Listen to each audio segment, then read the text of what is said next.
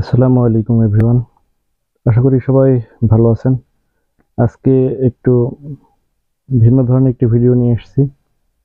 টোয়া 120 মডেলের একটি mic set, যেটিতে হর্ন এবং ইউনিট সিস্টেম এবং বক্স দুইটা ইউজ করা যায়। তো এটি আমার কাছে এসেছিল রিপেয়ারের জন্য। তো এটির সমস্যা মূলত ট্রানজিস্টরগুলো ফেটে গিয়েছিল। ট্রানজিস্টরের অবস্থা খুবই খারাপ ছিল, যেটা বলার মতো নয়। বাস্ট হয়ে একদম এদিকে দেখা যাচ্ছে যে কালি পড়ে গেছে।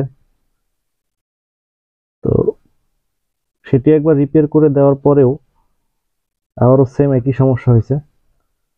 তো দ্বিতীয়বারের মতো আসছে, তো চিন্তা করলাম যে একটু ডিফারেন্ট কিছু করার দরকার, যেহেতু বারবার একই সমস্যা হচ্ছে। তো অরিজিনালি ইউজ ছিল হচ্ছে 5198, অর্থাৎ এই ট্রানজিস্টরগুলো ইউজ করা ছিল এইগুলো। তো এইখানে আমি ব্যবহার করেছি 5200, অর্থাৎ 5200 এই ট্রানজিস্টর ইউজ করছি। এখানে দেখাই যাচ্ছে যে কি পরিমাণ বার্ন হয়েছিল। ফার্স্ট টাইম খুব ভালো আকারে বার্ন হয়েছিল। তো ট্রানজিস্টরগুলো চেষ্টা করছি একটু ভালো মানের দেওয়ার, তো আসলে এগুলো বাজারে ভালো বললে অতটা ভালো পাওয়া যায় না। তো এই জন্য এটার বিকল্প, যেহেতু এটা ধারণ ক্ষমতা একটু বেশি আছে, আমরা সচরাচর ব্যবহার করে থাকি। তো এইটাই এবার লাগিয়ে সাউন্ড চেক করলাম। সাউন্ডের কোয়ালিটি বেশ ভালো এবং ততটা হিট নেই। তো এটা আপনাদের মাঝে শেয়ার করলাম। চাইলে আপনারা এটা করতে পারেন, বা অনেকেরই জানা আছে যে এটা রিপ্লেসমেন্ট এটা বসে।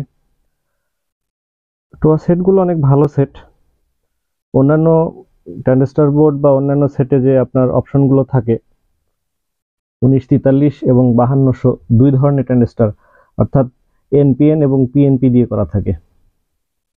তো এটা শুধু এক গ্রুপের ট্রানজিস্টর দিয়ে করছে তারা, এবং ভোল্টেজ রেঞ্জ অনেক কম, 26 ভোল্ট 9 এম্পিয়ার, এবং আউটপুটেও একটি ট্রান্সফর্মার ইউজ করা আছে, যার কারণে সাউন্ড কোয়ালিটি ওমস এবং ভোল্টেজ দুইটাতে ইউজ করা যায়। তো এই ছিল। ধন্যবাদ সবাইকে, ভালো থাকবেন। নেক্সটে কোনো নতুন ভিডিও নিয়ে আবার আপনাদের সামনে হাজির হব। আর আমার চ্যানেলে যদি নতুন হয়ে থাকেন, অবশ্যই চ্যানেলটি সাবস্ক্রাইব করবেন এবং পাশে থাকা বেল আইকনটি বাজিয়ে দেবেন।